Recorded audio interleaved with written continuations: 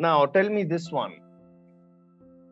A glass rod is rubbed with silk and is used to charge a gold leaf electroscope. And the leaves are observed to diverge. So gold leaf experiment is simply you have a rod.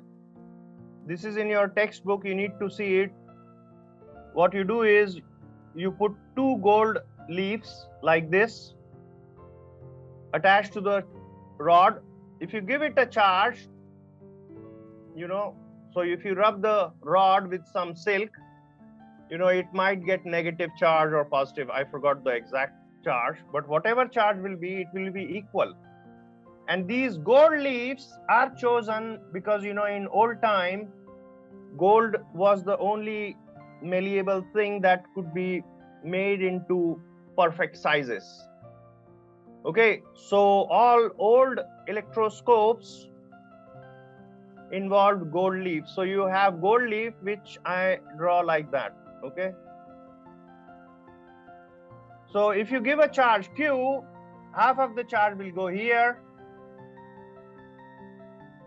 half of the charge will go there. Okay. So because of that, there will be a repulsion and the gold leaf will become like that.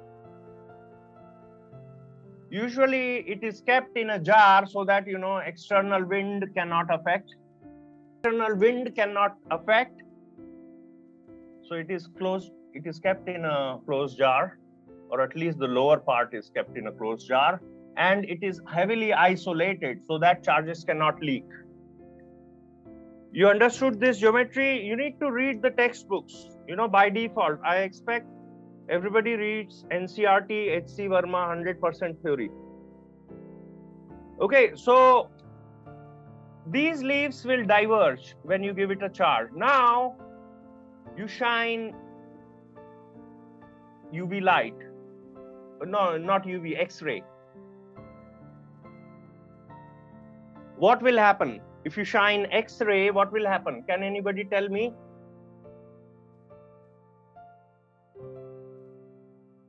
Quick. Anybody can tell me? The leaf will collapse.